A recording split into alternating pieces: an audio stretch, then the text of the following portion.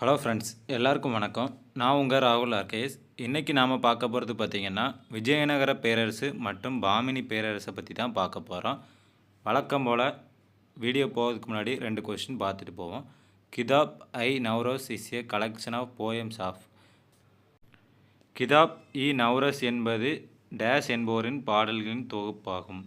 இதுக்கு பார்த்திங்கன்னா 2ஆம் இப்ராஹிம் அடில் ஷா இவருடைய பாடல்கள் தான் பார்த்திங்கன்னா பாடல்களோட தொகுப்பு தான் கிதாப் இ நவ்ரோஸ். அடுத்து பார்த்திங்கன்னா, during the period of Achyuta Devaraya the Vijayanagar kingdom divides into. Achyuta Devarayar காலத்தில் விஜயநகர பேரரசு எத்தனை ராஜ்யங்களாக பிரிக்கப்பட்டுள்ளது? ஆன்சர் 17. ஸோ இந்த 2 கொஸ்டினையும் பார்க்கும்போது பார்த்திங்கன்னா, நீங்கள் எந்த அளவுக்கு எல்லா லைனையும் டீப்பாக படிக்கணும் அப்படிங்கிறது அண்டர்ஸ்டாண்ட் ஆகிருக்கும். சரி, வாங்க வீடியோக்குள்ளே போகலாம். முதல்ல பார்க்க போகிறது பார்த்திங்கன்னா, விஜயநகர பேரரசு கிபி 1336லேருந்து 1672 வரை ஆட்சி செஞ்சாங்க. விஜயநகர பேரரசு ஆட்சி செய்ததுக்கான ஆர்கியாலஜிக்கல் எவிடன்ஸ் பார்த்திங்கன்னா, காயின்ஸ்லேருந்து நமக்கு தெரிய வரும். கோல்டு காயின்ஸ் பகோடா, சில்வர் ராட்டி அப்படின்னு சொல்லுவாங்க. அதை தமிழில் பொன் அல்லது வராகம்னு அழைக்கப்படுது. அப்புறம் செப்பு பட்டயம் ஒன்று இருக்குது, அதாவது காப்பர் பிளேட் இன்ஸ்கிரிப்ஷன். இது பார்த்திங்கன்னா தேவராயா 2ஓட ஸ்ரீரங்கம் காப்பர் பிளேட்ஸ்லேருந்து நமக்கு விஜயநகர பேரரசை பற்றி நிறைய தகவல் கிடைக்குது. அப்புறம் பார்த்திங்கன்னா தமிழ், தெலுங்கு, கன்னடத்தில் உள்ள லிட்ரரி சோர்சஸ், அதாவது இலக்கியங்கள் மூலமாக நமக்கு நிறைய தகவல் கிடைக்குது. விஜயநகர பேரரசு உருவான வரலாறு பற்றி பார்த்தோம்னா, கிபி 1336ஆம் ஆண்டு ஹரிகரர் மற்றும் புக்கர் ஆகிய 2 பிரதர்ஸால் தான் பார்த்திங்கன்னா ஆட்சி நிறுவப்பட்டது. அதுக்கு முன்னாடி பார்த்திங்கன்னா அவங்க வாராங்கல்ல ஆட்சியாளருக்கு கீழே பிரதிநிதிகளாக வாழ்ந்துட்டு வந்தாங்க. வாராங்கல்லில் பார்த்திங்கன்னா கம்பிலி அப்படின்னு ஒரு குறுநிலம் இருந்தது. அதை ஆட்சி செய்த சிற்றரசர்களாக இவங்க இருந்தாங்க. அப்புறம் அந்த கம்பிலி முகமது பின் துக்ளக்கால் கைப்பற்றப்பட்ட பிறகு 2 பேரும் டெல்லிக்கு அரெஸ்ட் பண்ணி கூப்பிட்டு போயிட்டாங்க. டெல்லிக்கு போன 2 பேரும் பார்த்திங்கன்னா இஸ்லாமிற்கு மாற்றப்பட்டார்கள். பிறகு கொஞ்ச நாள் கழித்து துறவி வித்யாரண்யர் அப்படிங்கிறவரால் இந்து சமயத்துக்கு மறுபடியும் மாறி வந்தாங்க. முகமது பின் துக்ளக் டெல்லியிலேருந்து தேவகிரிக்கு தலைநகரத்தை மாற்றினார். அப்புறம் அதுவும் சரியில்லைன்னு தேவகிரிக்கிலேருந்து தலைநகரத்தை டெல்லிக்கே மறுபடியும் மாற்றினார். அதன் பிறகு பார்த்திங்கன்னா துக்ளக்கோட பேரரசு வீழ்ச்சி அடைய ஆரம்பிச்சிருச்சு. அந்த டைமில் பார்த்திங்கன்னா ஹரிகரரும் புக்கரும் மறுபடியும் தென்னிந்தியாவுக்கு ஆட்சியை பிடிக்கிறாங்க. ஆட்சியை பிடிச்சிட்டு அந்த ஊருக்கு பேர் வித்தியநகரம் அல்லது விஜயநகரா அப்படிங்கிற பேரில் ஆட்சி செய்ய ஆரம்பிக்கிறாங்க. வித்தியநகரம் அப்படிங்கிறது பார்த்திங்கன்னா அவங்களோட துறவி பேரில் வச்சுருக்காங்க வித்தியநகரம். இந்த நகரம் பார்த்திங்கன்னா துங்கபத்ரா நதிக்கரையில் இருக்குது. இப்படி தான் பார்த்திங்கன்னா இந்த விஜயநகர பேரரசு உருவானது. விஜயநகர பேரரசு மொத்தம் 4 ஆட்சியாளர்களால் ஆளப்பட்டது. முதல்ல பார்த்திங்கன்னா சங்கம வம்சம் 1336லேருந்து 1485ஆம் ஆண்டு வரை ஆட்சி செஞ்சாங்க. அடுத்து சால்வ வம்சம் 1485லேருந்து 1503 வரை ஆட்சி செஞ்சாங்க. அடுத்து துளுவ வம்சம் 1503லேருந்து 1570 வரை ஆட்சி செஞ்சாங்க. அடுத்து ஆரவிடு வம்சம் 17ஆம் நூற்றாண்டோட கடைசி வரை ஆட்சி செஞ்சாங்க. முதல்ல பார்க்க போகிறது பார்த்திங்கன்னா சங்கம வம்சமில் முதல்ல ஆட்சி செஞ்சது பார்த்திங்கன்னா ஹரிகரர் மற்றும் புக்கர். இவங்க 1946 ஹொய்சாலரை தோற்கடித்து அதை தங்களோட கட்டுப்பாட்டில் வச்சுக்கிட்டாங்க. 1371 மதுரை சுல்தானியத்தை வீழ்த்தி மதுரையில் மீண்டும் இந்து சாம்ராஜ்யத்தை தோற்றுவிச்சாங்க. அவங்க 2 பேருக்கு பிறகு ஹரிகரா 2 அவர் ஆட்சிக்கு வந்தார். இவர் கிழக்கு கடற்கரை வரை தன்னோட நாட்டை விரிவுபடுத்தினார். ரெட்டிஸ் ஆஃப் கொண்டவீடு, ஆந்திராவை சேர்ந்த கொண்டவீடு ரெட்டியை தோற்கடித்து அடாங்கி மற்றும் ஸ்ரீசைலம் ஏரியாவை கைப்பற்றினாங்க. அதுக்கப்புறம் தெலுங்கானாவில் உள்ள ரச்சகொண்டா என்ற பகுதியை ஆட்சி செய்த வேலமர்களை தோற்கடித்தாங்க. இவரோட ஆட்சியில் பார்த்திங்கன்னா பாமணி பேரரசுக்கும் விஜயநகர பேரரசுக்கும் பார்த்திங்கன்னா அடிக்கடி போர்கள் நடந்து கொண்டே இருந்தது. ஹரிகரருக்கு பிறகு பார்த்திங்கன்னா 1ஆம் தேவராயா 1 ஆட்சிக்கு வராரு. இவர் பார்த்திங்கன்னா துங்கபத்ரா நதியில் ஒரு டேமை கட்டி பஞ்சத்தை தீர்த்து வச்சார். அது போக பார்த்திங்கன்னா பாசனத்துக்காக ஹரித்ரா நதியிலையும் ஒரு டேமை கட்டினார். அப்புறம் கலிங்க நாட்டு கஜபதிகளோட போரிட்டு கொண்டே இருந்தார். இவ்வளோ போர் செய்த தேவராயர் பார்த்திங்கன்னா ஃபிரோஸா துக்ளக்கால் தோற்கடிக்கப்பட்டு தன்னோட மகளையே அதே ஃபிரோஸா துக்ளக் சுல்தானுக்கு கல்யாணம் பண்ணி கொடுத்தாரு. மறுபடியும் 1420 ஃபிரோஸ் துக்ளக் வந்து விஜயநகர பேரரசுக்கு மேலே படையெடுத்தார். ஆனால் அந்த டைம் பார்த்திங்கன்னா தேவராயரை வந்து அவரை தோற்கடிச்சிட்டாரு.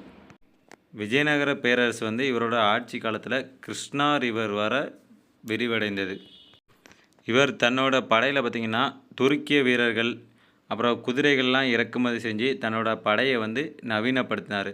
மொத்தமாக பார்த்திங்கன்னா 10,000 முஸ்லீம் சோல்ஜர்ஸை வந்து தன்னோட படையில் சேர்த்துக்கிட்டார்.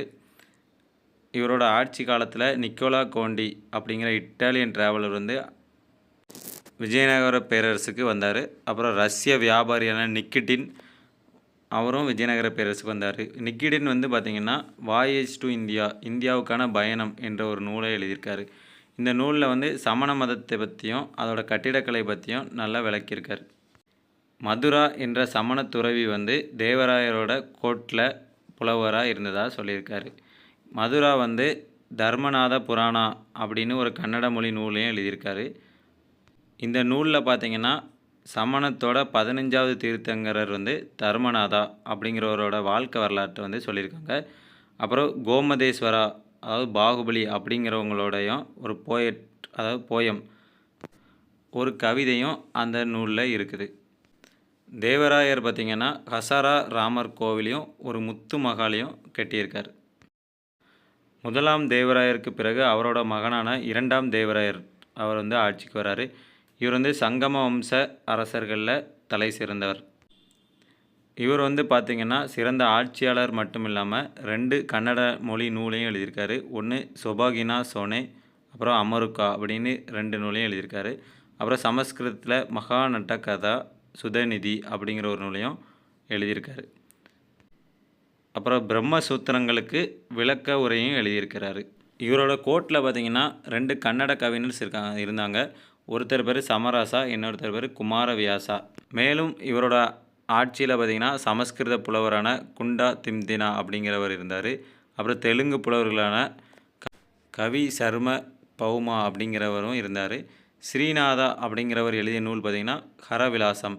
இது வந்து ஒரு சைவ நூல், சிவனை பற்றி குறிக்கிற நூல். அடுத்து பரமேஸ்வரா அப்படிங்கிற கணிதவியாளர் வந்து இருந்தார். இவர் வந்து கேரளாவை சேர்ந்த ஒரு வானியல் அறிஞர். 2ஆம் தேவராயரை வந்து கஜபட்டதேரா அப்படின்னு அழைப்பாங்க. கஜபட்டதேராவுக்கு யானை வேட்டைக்காரர் அப்படிங்கிற ஒரு பொருளும் உண்டு. அப்துர் ரசாக் அப்படிங்கிற பெர்சிய பயணி வந்து தேவராயரோட அவைக்கு வந்தார்.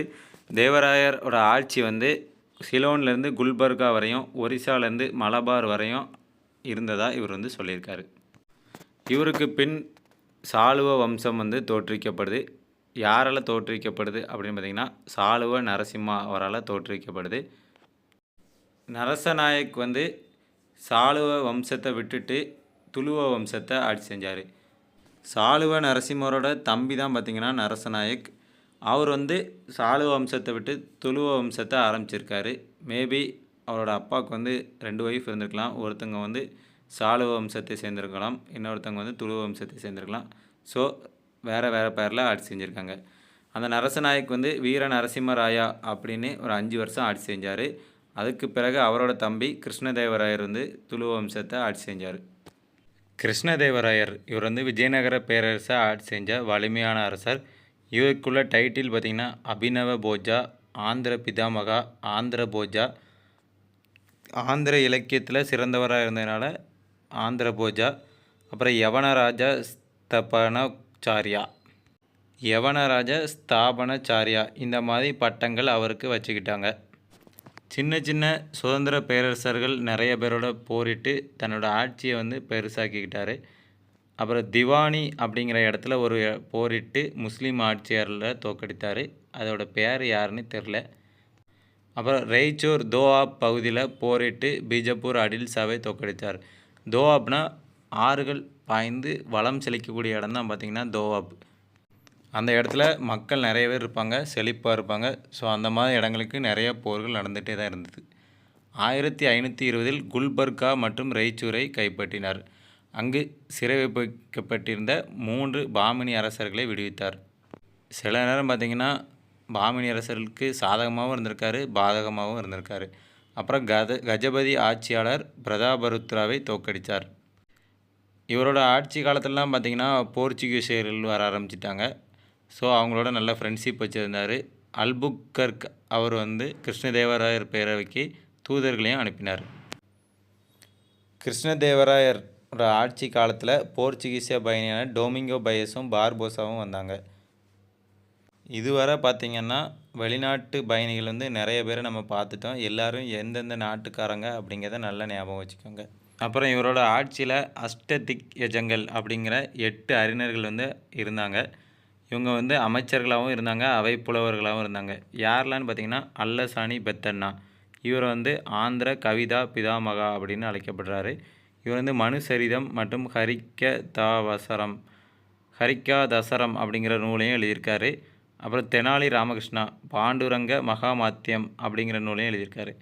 அப்புறம் பிங்காலி சுரண்ணா அப்படிங்கிறவர் வந்து கருட புராணம், பிரபாவதி, ராகவா பாண்டவியம் அப்படிங்கிற நூலையும் பிங்காலி சூரண்ணா எழுதியிருக்காரு. அப்புறம் இவர் இன்னொரு எழுதிய நூல் வந்து கலாபூர்ண தயோனா, இந்த நூலையும் எழுதியிருக்காரு. இப்போ 3 பேர் பார்த்துருக்கோம். இன்னும் 5 பேர் பார்த்திங்கன்னா தூஜாதி, நந்தி திம்மண்ணா, பட்டுமூர்த்தி, அப்புறம் புனா வீரமத்ரா, அப்புறம் மல்லனா, இப்படி 8 பேர் அஷ்டதிக்கஜங்களாக விஜயநகர பேரரசில் இருந்திருக்காங்க. கிருஷ்ணதேவராயரோட நூல்கள் பார்த்திங்கன்னா அமுக்த மால்யதா, இது வந்து தெலுங்கு மொழியில் இருக்குது. இது வந்து பெரியாரோட மகளான ஆண்டாளை பற்றின கதை தான் அமுக்த மால்யதா. அடுத்து ஜாம்பாவதி கல்யாணம் மற்றும் உஷா பரிணயம், இந்த 2 நூலும் சமஸ்கிருதத்தில் எழுதியிருக்காரு. விஜயநகர பேரரசில் முக்கியமான கட்டிடக்கலைக்கு பங்கு வச்சவர் வந்து கிருஷ்ணதேவராயர். இவர் வந்து என்னெல்லாம் கட்டியிருக்காருன்னு பார்த்திங்கன்னா ஹம்பியில் உள்ள விட்டல சுவாமி கோயில், ஹசரா ராமசுவாமி கோயில், இந்த 2 கோயில் கட்டியிருக்காரு. அப்புறம் ஒரு சிறிய நகரமான நாகலாபுரத்தையும் உருவாக்கியிருக்கார். கிருஷ்ணதேவராயருக்கு பிறகு அச்சித தேவராயர் அப்படிங்கிறவர் ஆட்சிக்கு வந்தார். இவரோட ஆட்சியில் பார்த்திங்கன்னா போர்த்துகீசிய பயணியான ஃபெர்னோஸ் நுனிஸ் அப்படிங்கிறவர் வந்தார். இவர் வந்து கன்னட போயட் சாட்டு விட்டலநாதா அப்படிங்கிறவரை ஆதரித்தார். சாட்டு விட்டலநாதா வந்து ஒரு பெரிய பாடகர் மற்றும் இவர் வந்து ஒரு கோயில் கட்டியிருக்காரு. அதுக்கு பேர் பார்த்திங்கன்னா திருவேங்கடநாதா கோயில். அந்த கோயில் வந்து இன்றைக்கி அச்சுதராயர் கோயில் என்று அழைக்கப்படுகிறது. அடுத்து ஆட்சி செஞ்சவர் பார்த்திங்கன்னா சதாசிவராயர். இவர் வந்து துளுவ வம்சத்தை சேர்ந்த கடைசி அரசர். ஆனால் உண்மையான அதிகாரம் பார்த்திங்கன்னா இவரோட அமைச்சர் அலியா ராமராயா அப்படிங்கிறவரோட கையில் இருந்தது. இவரோட ஆட்சி காலத்தில் தான் அந்த புகழ்பெற்ற தலைக்கோட்டா போர் வந்து நடைபெற்றது. இந்த இடம் பார்த்திங்கன்னா ராட்சசி தங்கடி அப்படிங்கிற இடத்துல இருந்தது. அதுக்கு இன்னொரு பேர் பார்த்திங்கன்னா பன்னிகட்டி அப்படின்னே சொல்லுவாங்க. இந்த இடத்துல வந்து விஜயநகர பேரரசுக்கும் பாமணி பேரரசுக்கும் போர் நடந்தது. விஜயநகர பேரரசோட தலைவர் வந்து ராமராயர். பாமணியில் பார்த்திங்கன்னா பிஜப்பூர், அகமது நகர், கோல்கண்டா மற்றும் பீடார், இந்த 4 சுல்தான்களும் ஒன்று சேர்ந்து விஜயநகர் கூட போரிட்டு விஜயநகர பேரரசை வீழ்த்தினாங்க. விஜயநகர பேரரசு தோற்கடிக்கப்பட்டு அரசர்கள் எல்லாமே எஸ்கேப் ஆகிட்டாங்க. அப்படி எஸ்கேப் ஆனவங்க பார்த்திங்கன்னா 1565க்கு பிறகு பெனுகொண்டா அப்படிங்கிற இடத்துல ஆரவிடு வம்சத்தை தோற்றுவித்தனர். அங்கேயும் பாமணி சுல்தான்கள் வந்த பிறகு சந்திரகிரி அப்படிங்கிற இடத்துக்கு இடம்பெயர்ந்து அங்கேயும் ஆரவிடு வம்சத்தை அப்படியே கண்டினியூ பண்ணாங்க. யாரெல்லாம் பார்த்திங்கன்னா திருமலை, ஸ்ரீரங்கா, அப்புறம் 2ஆம் வெங்கடா, இவங்க எல்லாம் முக்கியமான அரசர்களாக இருந்தாங்க. கடைசி அரசர் பார்த்திங்கன்னா 3ஆம் ஸ்ரீரங்கா, அதாவது ஸ்ரீரங்கா 3, இவர் தான் விஜயநகர பேரரசின் கடைசி அரசர். இதில் கொடுத்துருக்க வருஷங்கள் எல்லாமே பார்த்திங்கன்னா கொஞ்சம் கொஞ்சம் மாறுபடும். ஸ்கூல் புக்லேயும் மாறுபடும், நெட்லேயும் மாறுபடும். ஸோ வருஷங்கள் நமக்கு ரொம்ப ஒன்றும் முக்கியம் கிடையாது. அந்த போருக்கான வருஷம் ரொம்ப முக்கியம். மன்னர்கள் ஆட்சி செஞ்ச வருஷம் வந்து நமக்கு ரொம்ப முக்கியம் கிடையாது. விஜயநகர பேரரசில் வந்து அரசர் வந்து ராயர் அப்படின்னு சொல்லப்பட்டார். இவரே மேல்முறையீட்டின் கடைசி அப்பீல் அப்படின்னே சொல்லுவாங்க. நாடு வந்து பல மண்டலங்களாக பிரிக்கப்பட்டது. மண்டலங்களை ஆண்டவர்கள் வந்து மண்டலேஸ்வரா அல்லது நாயக்கர்கள். அடுத்து மண்டலங்கள் நாடுகளாக பிரிக்கப்பட்டது. நாடு ஸ்தலங்களாக பிரிக்கப்பட்டது. ஸ்கலம் கிராமங்களாக பிரிக்கப்பட்டது. நிலவரி பார்த்திங்கன்னா 6ல் 1 பங்கு நிலவரி. படை மற்றும் நிர்வாகம். படை ஒன்று, பெரிய படை ஒன்று தேவைப்பட்டது. எதுக்குன்னு பார்த்திங்கன்னா விஜயநகருக்கும் பாமணிக்கும் பல ஆண்டுகளாக போர் வந்து நடந்துக்கிட்டே இருந்தது. போர் நடந்ததுக்கான முக்கிய காரணம் வந்து இந்த கிருஷ்ணா துங்கபத்ரா நதிகளுக்கு இடையே இருந்த ரேச்சூர் தோப்பு தான். இது வந்து ரொம்ப வளமான பகுதி. அந்த இடத்த யார் கைப்பற்றா அப்படிங்கிற இடமும், அடுத்து இந்து முஸ்லீம் அப்படிங்கிற போருக்கான காரணமும் உண்டு. அடுத்து கிருஷ்ணா மற்றும் கோதாவரி டெல்டா பகுதிக்காகவும் சண்டை நடந்தது. விஜயநகர பேரரசில் வந்து யானைகள் நிறைய இருந்தது. அப்புறம் குதிரைகளை வந்து அரேபியாவிலேருந்தும் அதர் கல்ஃப் கண்ட்ரீஸ்லேருந்தும் இறக்குமதி பண்ணாங்க. மலபார் பகுதி வந்து பணக்கார வணிக மையமாக திகழ்ந்தது. இந்த மாதிரி நாட்டை பிரித்து படைகளை மெயின்டைன் பண்ணதுக்காகவே பார்த்திங்கன்னா அமர நாயக்க முறையை கொண்டு வந்தாங்க. இந்த மூலமாக நாயக்கர் அல்லது பாளையக்காரர்கள் வந்து அவங்களுக்கு கொடுக்கப்பட்ட நிலத்தை ஆட்சி செஞ்சாங்க. அந்த வழங்கப்பட்ட நிலம்தான் அமரம். இப்படி ஆட்சி செஞ்சுட்டு வரியை மட்டும் விஜயநகர பேரரசுக்கு கொடுப்பாங்க. நாயக்கர்கள் தான் அந்த நிலங்களுக்கு பொறுப்பாளர்கள். அவங்க தான் அங்கே இருக்க கோட்டைகளோட தளபதிகளாகவும் இருந்தாங்க. அப்புறம் பார்த்திங்கன்னா கோயில் மற்றும் அங்குள்ள கோயில் மற்றும் பாசனத்துறையும் நிர்வகித்தவங்க இந்த நாயக்கர்கள் தான். கோட்டை சுவரில் பார்த்திங்கன்னா பால்கனி போன்ற அமைப்பு வச்சு கட்டப்பட்டாங்க. இதை வந்து இங்கிலீஷில் ஸ்பெஷல் கைண்ட் ஆஃப் பேரப்பட்ஸ் அப்படின்னு சொல்லுவாங்க. இது எதுக்காகன்னு பார்த்திங்கன்னா பீரங்கியை ஒளிச்சு வச்சு யாருக்கும் தெரியாமல் ஒளிச்சு வச்சு எதிரிகளை சுடுறதுக்காக இந்த அமைப்பை வச்சுருந்தாங்க. விஜயநகர பேரரசோட சமூக வாழ்க்கை பற்றி பார்ப்போம். அல்லசாணி பெத்தண்ணா அப்படிங்கிறவர் வந்து மனு சரிதம் அப்படிங்கிற ஒரு நூல் எழுதியிருக்காரு. அந்த நூலில் வந்து 4 வர்ண ஜாதிகள் இருந்ததாக சொல்லியிருக்காரு. பிராமின்ஸ், அத்திரியாஸ், வைசியாஸ், சூத்ராஸ். இது வந்து பார்த்திங்கன்னா பிற்கால வேத காலத்திலேருந்தே இந்த 4 பிரிவு இருந்ததாக சொல்கிறாங்க. டோமிங்கோ பயஸ் என்ன சொல்கிறாருன்னா பணக்காரர்கள் வீட்டில் வந்து நிறைய அடிமைகள் இருந்ததாக சொல்கிறாரு. நிக்கோலா கோண்டி வந்து என்ன சொல்கிறாருன்னா அவரும் அடிமை முறை வந்து ஸ்ட்ராங்காக இருந்துச்சு அப்படின்னு சொல்கிறாரு. இவங்களோட ஆட்சியில் பொழுதுபோக்கு வந்து நடனம், இசை, ரெஸ்லிங், கேம்பிளிங், காக் ஃபைட்டிங், அதாவது சேவல் சண்டை, இது எல்லாமே பொழுதுபோக்காக இருந்தது. பார்போசா என்ன சொல்கிறாருன்னா சமய சுதந்திரம் வந்து இருந்ததுன்னு சொல்கிறாரு. சைவ மதம் மற்றும் வைணவ மதம் எதனாலும் ஃபாலோ பண்ணிக்கலாம் அப்படிங்கிற ரூல்ஸ் வந்து இருந்தது. இவரோட ஆட்சியில் தான், அதாவது விஜயநகர பேரரசோட ஆட்சியில் தான் ராமானுஜரும் இருந்தார். இவர் வந்து வைணவ தலைவராக இருந்தார். இன்னொரு மத ஒற்றுமைக்கான சமத்துவத்துக்கான எவிடன்ஸ் பார்த்திங்கன்னா 2ஆம் தேவராயர் வந்து தன்னோட படையில் முஸ்லீம் வீரர்களை சேர்த்துக்கிட்டார். அப்புறம் கிருஷ்ண தேவராயரோட முக்கியமான நூல் வந்து அமுக்த மால்யதா. இது வந்து பெரியாழ்வாரோட மகளான, அதாவது வளர்ப்பு மகளான ஆண்டாளை பற்றின கதை தான் அமுக்த மால்யதா.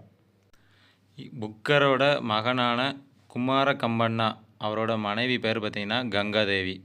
இந்த கங்காதேவி நூல்கள் எழுதியிருக்காங்க. என்னெல்லாம் பார்த்திங்கன்னா மதுரா விஜயம், ஹன் நாமா, திருமலை நாமா. இந்த மதுரா விஜயம் வந்து மதுரை சுல்தானியர்களை விஜயநகர பேரரசு தோற்கடித்த கதையை எழுதியிருக்காங்க. பெண்களோட நிலை வந்து எப்படி இருந்துச்சு? சதி பெருமைப்படுத்தப்பட்டது. அதாவது உடன்கட்டை ஏறும் வழக்கம் வந்து பெருமையாக இருந்தது. உடன்கட்டை ஏறும் முறையை வந்து ஒரு திருவிழாவை போல் பெருசாக கொண்டாடியிருக்காங்க. அப்புறம் தேவதாசி முறை வந்து பின்பற்றப்பட்டது. அப்புறம் வந்து ஆண்கள் பல பேரை திருமணம் செய்யும் பலதார மனமும் இருந்தது. அடுத்து எக்கனாமி. விஜயநகர பேரரசோட பொருளாதாரம். விவசாயம் தான் முதன்மை தொழிலாக இருந்தது. எல்லாரோட ஆட்சி காலத்துலேயுமே விவசாயம் தான் எப்போவுமே முதன்மை தொழிலாக இருந்தது. வணிக குழுக்கள் வந்து நிறைய இருந்தாங்க. அவங்க யாரையும் ஏமாற்றக்கூடாது அப்படிங்கிறக்காண்டி தொழில் குழுக்கள் வந்து மேன்மைப்பட்டிருந்தது. குர்நூல் மற்றும் அனந்தப்பூரில் வைரச் சுரங்கங்கள் கண்டுபிடிக்கப்பட்டது. இவங்களோட நாணயம் வந்து வராகம் தங்கத்தாலானது. அடுத்து தினாரா, அடுத்து ஃபனம். ஃபனம் வந்து ரொம்ப ஃபேமஸாக இருந்தது. கேரளாவில் முக்கியமாக பார்த்திங்கன்னா ஃபனம்ங்கிற வார்த்தை அதிகமாக யூஸ் பண்ணியிருந்தாங்க. விஜயநகர பேரரசோட முக்கியமான துறைமுகம் வந்து கண்ணனூர். இந்த கண்ணனூரில் வந்து அரேபியா, பெர்சியா, மேற்கு ஆப்பிரிக்கா, போர்ச்சுகல் போன்ற மேற்கு நாடுகளோட தொடர்பு இருந்தது. கிழக்கு நாடுகளான பர்மா, மலாயா மற்றும் சீனா போன்ற நாடுகளோடையும் வணிக தொடர்பு இருந்தது. முக்கியமான ஏற்றுமதி பொருட்கள் என்னென்னா பருத்தி, பட்டு, cotton, silk, spices, rice, iron. அப்புறம் சால்ட் பீட்டர் அண்டு சுகர். சால்ட் பீட்டருங்கிறது வெடிவுப்பு, அதாவது பொட்டாசியம் நைட்ரேட்டாலானது KNO3. இம்போர்ட்ஸ் என்னென்னு பார்த்திங்கன்னா horses, pearls, copper, coral, mercury, China silk and velvet cloths. இது எல்லாம் பார்த்திங்கன்னா இறக்குமதி செய்யப்பட்டது. கப்பல் கட்டும் கலை வந்து வளர்ச்சி அடைந்தது. ரொம்ப கலாச்சார பங்களிப்பு. விஜயநகர பேரரசு இந்திய நாட்டுக்கு அளித்த கலாச்சார பங்களிப்பு எனலாம். பெரிய பெரிய ராய கோபுரங்கள், நுழைவாயில்கள், கல்யாண மண்டபங்கள் எல்லாமே கட்டினாங்க. கல்யாண மண்டபம் பார்த்திங்கன்னா நிறைய தூண்களோடு இருக்கும். கோயிலில் உள்ள மண்டபங்கள்லாம் பார்த்திங்கன்னா நிறைய தூண்களோடு இருக்கும். அது எல்லாமே விஜயநகர பேரரசரோட காலத்தில் கட்டினது தான். அந்த தூண்கள் எல்லாம் குதிரை சிலைகள் வந்து செதுக்கப்பட்டது. அம்மன் உருவ சிலைகள் வந்து கோயிலில் வைக்கப்பட்டன. முக்கியமான கோவில்லாம் பார்த்திங்கன்னா ஹம்பியில் உள்ள விட்டல சுவாமி கோயில், அடுத்து ஹசரா ராமசுவாமி கோயில், அடுத்து காஞ்சிபுரத்தில் உள்ள வரதராஜ கோயில் மற்றும் ஏகாம்பரநாத கோயில், இதெல்லாம் விஜயநகர பேரரசோட காலத்தில் கட்டப்பட்டது. விஜயநகர பேரரசு வந்து பெரிய பெரிய கோயிலெலாம் நிறைய கட்டலை, ஆனால் கோபுரங்கள் வந்து கட்டினாங்க. திருவண்ணாமலை மற்றும் சிதம்பரத்தில் உள்ள ராய கோபுரங்கள் அவங்க தான் கட்டினாங்க.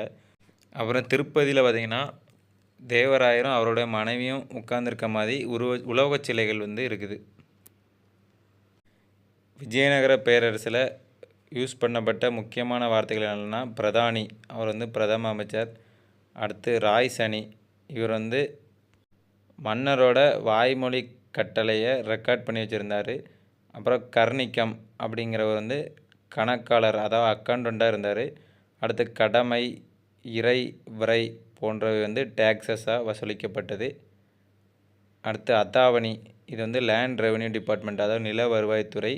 அடுத்து படிக்காவல், இது வந்து போலீஸ். அடுத்து தலவா, இது வந்து காவல்காரன். இது எல்லாம் பார்த்திங்கன்னா முக்கியமான சிறப்பு வார்த்தைகள்.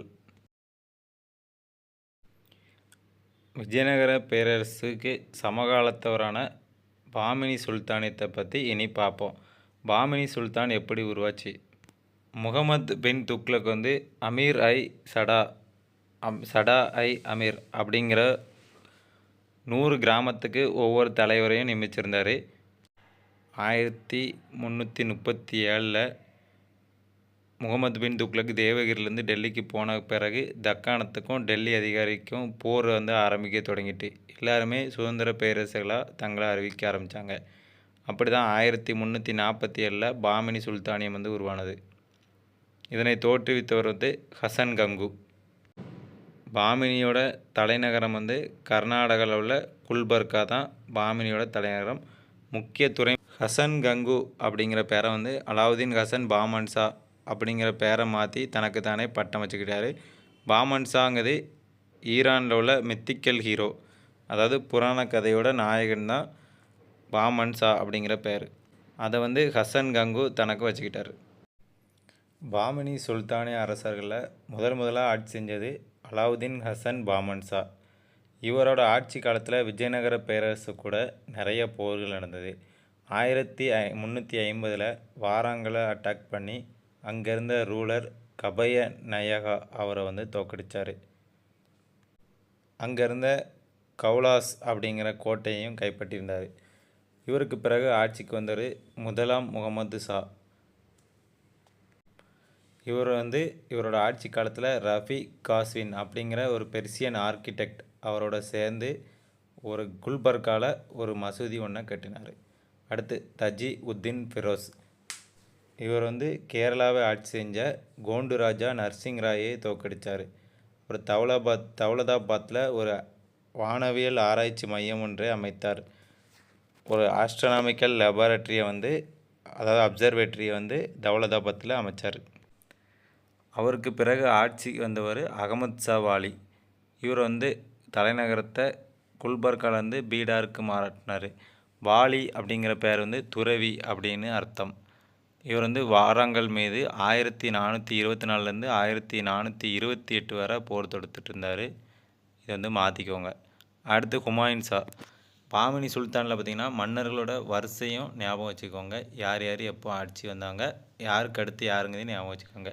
ஹுமாயூன் ஷா இறந்த பிறகு கவான் வந்து நிஜாம் ஷாவுக்கு பாதுகாவலனாக மாறினார். ஹுமாயூன் ஷாவுக்கு பிறகு முகமது ஷா வந்து ஆட்சிக்கு வந்தார். முகமது ஷாவோட ஆட்சியில் தான் பார்த்திங்கன்னா பாமினி சுல்தானோட புகழ் வந்து உச்சத்தில் இருந்தது. முக்கிய காரணம் பார்த்திங்கன்னா கவானோட அட்வைஸ் தான் அதுக்கு காரணம். அரபிக்கடல்லேருந்து பே ஆஃப் பெங்கால் வர அவங்களோட ஆட்சி வந்து விரிவடைந்தது. நாம் வந்து எல்லா காலத்துலேயும் பார்த்திங்கன்னா மன்னர்களை பற்றி தான் பார்ப்போம். இந்த பாமினியில் மட்டும் கவான், அமைச்சரான கவான் பற்றியும் பார்ப்போம். கவான் வந்து 42 வயசில் தான் பார்த்திங்கன்னா பெர்சியாவிலேருந்து இந்தியாவுக்கு வியாபாரியாக வந்தார். பின்னர் வந்து பாமினி படையில் சேர்ந்து படிப்படியாக உயர்ந்தார். இவருக்கு வந்து மன்னர் கொடுத்த பட்டம் வந்து மாலிக் உல் தஜிர், வியாபாரிகளுக்கெல்லாம் தலைவர் அப்படிங்கிற ஒரு பட்டத்தை கொடுத்தாரு. கொடுத்த மன்னர் வந்து ஹுமாயூன் ஷா தான். அப்புறம் படிப்படியாக வந்து இவர் பிரதம அமைச்சராகவே மாறிட்டார். பிரதம அமைச்சராக மாறின பிறகு அவரோட பட்டம் பார்த்திங்கன்னா குவாஜா ஐ ஜகன் அப்படிங்கிற பட்டத்தையும் கொடுத்தாங்க.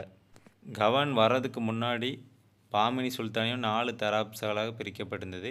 இவர் வந்த பிறகு 8 தராப்களாக பிரிக்கப்பட்டது. தராப்ங்கிறது வேறு ஒன்றும் இல்லை, இப்போ இருக்க மாநிலங்கள் மாதிரி அப்போ உள்ள மாகாணங்கள். இது வந்து தராப்தார்களால் ஆளப்பட்டது.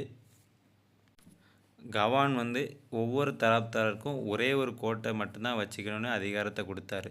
மீதி எல்லா கோட்டைகளையும் கிலாப்தார் அப்படிங்கிற ஒரு தனி நிர்வாக அமைப்பே வச்சுருந்தார். இவரோட ஆட்சி காலத்தில் வந்து பிரபுக்களுக்கு வழங்கப்பட்டிருந்த சலுகைகள் எல்லாமே குறைச்சார். அதனால் பார்த்திங்கன்னா நிறைய பிரபுக்களுக்கு இவரை பிடிக்காமல் போயிட்டு. ஆனால் இவர் வந்து ஒரு போர்க்கலையில் சிறந்த வல்லுநர்னால எல்லா எனிமியும் தோக்கடித்தார். மேற்கு கடற்கரையில் கோவாவையும் தாபூலையும் கைப்பற்றினார். இவர் கைப்பற்றின பிறகு பாமினி சுல்தான் வந்து ஈரான் மற்றும் ஈராக்கு கூட வணிகம் செய்யறதுக்கு ரொம்ப ஈஸியாக இருந்தது. வெடிமருந்து அதாவது கன் பவுடரை வந்து யூஸ் பண்ணது கவான் தான். அதாவது இந்தியாவில் யூஸ் பண்ணது கவான் தான். இவர் வந்து மால்வாவை சேர்ந்த முகமது கல்ஜியை தோற்கடித்தார். அப்புறம் பிடாரில் பெர்சியன் ஸ்டைலில் ஒரு காலேஜை கட்டினார். 2 டைப்ஸ் ஆஃப் நோபல் வந்து இவரோட ஆட்சி காலத்தில் வந்தாங்க.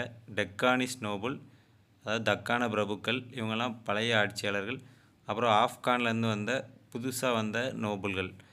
இவர் வந்து கவான் கூடயே வந்தவங்க. இவங்க எல்லாருக்கும் பார்த்திங்கன்னா ஈகோ மோதல் வந்து ரொம்ப வந்துட்டு. டெக்கானில் இருந்த யாருக்குமே பார்த்திங்கன்னா கவானை பிடிக்கல. அதனால் வந்து மன்னர்களை வந்து இவங்க கைக்குள்ளே வச்சு கவானை கொல்லதுக்கு ஆணையிட்டாங்க. கவான் 1482 இறந்து போனார். கொல்லப்பட்டார். இவர் கொல்லப்பட்ட பிறகு பார்த்திங்கன்னா சுல்தானியட் வந்து கொஞ்சம் கொஞ்சமாக வீழ்ச்சி அடைய ஆரம்பிச்சிது.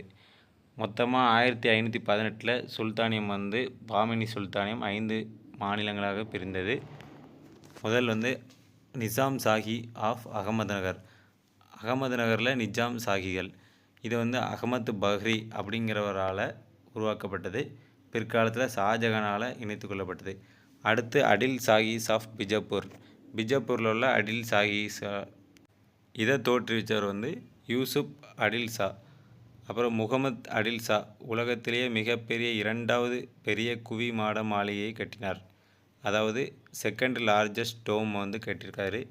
அது வந்து கோல் கும்பாஸ், பிஜப்பூரில் உள்ள கோல் கும்பாஸ் தான் அது.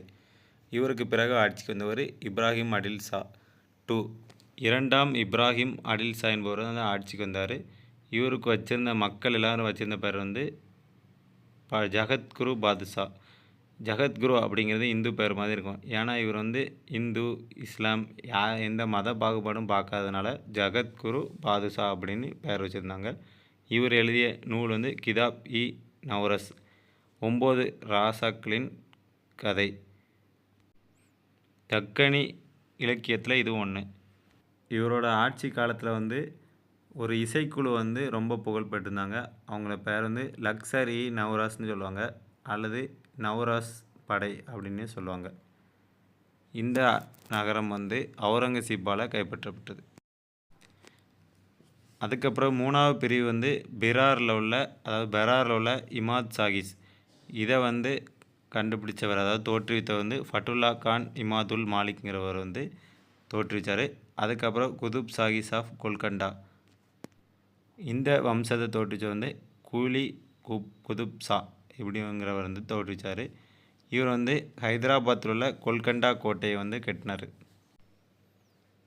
குதுப் ஷாஹி வம்சத்திலே பார்த்திங்கன்னா இந்த முகமது குலி குதுப் ஷாங்கிறவர் தான் பார்த்திங்கன்னா சிறந்த அரசர். இவர் வந்து ஹைதராபாத்தையும் சார்மினாரையும் கட்டினார்.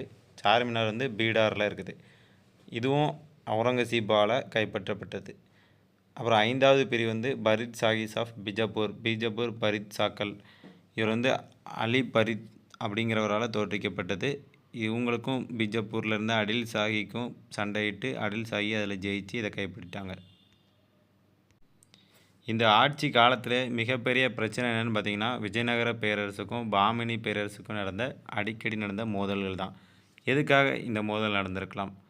ரைச்சூர் தோவாப், துங்கபத்ராவுக்கும் கிருஷ்ணா நதிக்கும் இடையில் இருக்கிற ரைச்சூர் தோவாப் பிரச்சனை. அங்கே உள்ள வளமான இயற்கை வளங்கள் விவசாய பூமியாக இருந்த அந்த இடத்தோட பிரச்சனை.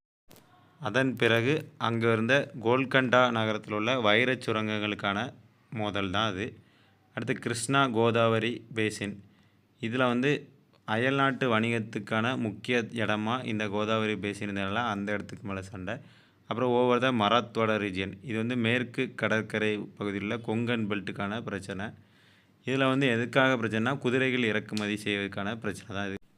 இன்னொரு முக்கியமான பிரச்சனை இருந்தது. அது வந்து இந்து இஸ்லாமியருக்கான பிரச்சனை தான் அது. என்ன தான் படை வீரர்களில் கொஞ்சம் கொஞ்சம் சேர்த்துக்கிட்டாலும் பார்த்திங்கன்னா அவங்க லோ லெவலில் தான் இருந்ததுனால அவங்களுக்குள்ளேயும் பிரச்சனை நடந்துக்கிட்டே தான் இருந்தது.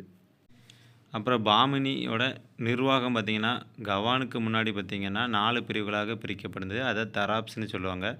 தௌலதாபாத், பிடார், பெரார், குல்பர்கா. அதை ஆட்சி செஞ்சவங்க வந்து அதாவது கவர்னர் பேர் வந்து தராஃப்தார், சுபேதார்னு சொல்லுவாங்க.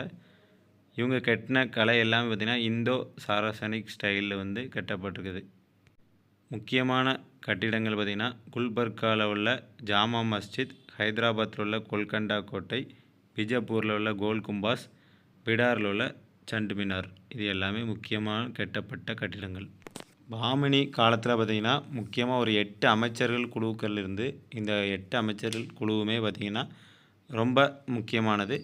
வசீர் ஐ குல் இவர் வந்து பிரதம அமைச்சர், அதாவது பிரைம் மினிஸ்டர். அடுத்து ஆமீர் ஐ குல் ஃபைனான்ஸ் ஹெட், நிதித்துறையை பார்த்துக்கிட்டவர். வசீர் அஸ்ரஃப் இவர் வந்து ஃபாரின் அஃபேர்ஸ், வெளியுறவுத்துறை மற்றும் ராயல் செரிமோனிஸ் விழாக்களுக்கான அமைச்சர் வந்து வசீர் இ அஸ்ரஃப். அடுத்து சடார் ஐ ஜடார் இவர் வந்து நீதித்துறை மற்றும் அறநிலைத்துறைக்கான தலைவர். அடுத்து டராஃப்தார் ஹெட் ஆஃப் ப்ரொவின்ஸ், மாகாண தலைவர். பேஷ்வா பேரரசுகளோட படைத்தளபதி தான் இந்த பேஷ்வா. இவங்கெல்லாம் மராத்தியரோட ஆட்சி காலத்தில் ரொம்ப முக்கியமானவங்களாக இருந்தாங்க. அடுத்து வசீர்னா துணை நிதி அமைச்சராக பாமினி சுல்தான் காலத்தில் இருந்தாங்க. அடுத்து கொத்தவால் வந்து போலீஸ்க்கான தலைவர். இந்த கொத்தவால்ங்கிறது வந்து ஏற்கனவே டிஎன்பிஎஸ்சி கொஸ்டினில் கேட்டிருக்காங்க. இந்த 8 பேரும் தான் பார்த்திங்கன்னா பாமினி சுல்தான் காலத்தில் முக்கியமாக இருந்த அமைச்சர் குழு. ஃப்ரெண்ட்ஸ், இதுவரை பார்த்திங்கன்னா நம்ம இந்த வீடியோவில் விஜயநகர பேரரசும் பாமினி பேரரசை பற்றியும் ஃபுல் டீட்டெயில் பார்த்துட்டோம். இது முழுக்க பார்த்திங்கன்னா பூனம் தலால் தஹியா புக்கிலேருந்து எடுக்கப்பட்டது. இது போக பார்த்திங்கன்னா இது எல்லாம் நோட்ஸாக எடுத்த நீங்கள் வந்து ஸ்கூல் புக் பாயிண்ட்ஸையும் எக்ஸ்ட்ரா ஆட் பண்ணிக்கோங்க. தேங்க்யூ. இந்த வீடியோ உங்களுக்கு பிடிச்சிருந்தா சப்ஸ்கிரைப் பண்ணுங்கள். இந்த வீடியோவில் ஏதாவது மிஸ்டேக் இருந்தால் கீழே கமெண்ட் பண்ணுங்கள். அடுத்த வீடியோவில் கரெக்ட் பண்ணிக்கலாம். தேங்க்யூ.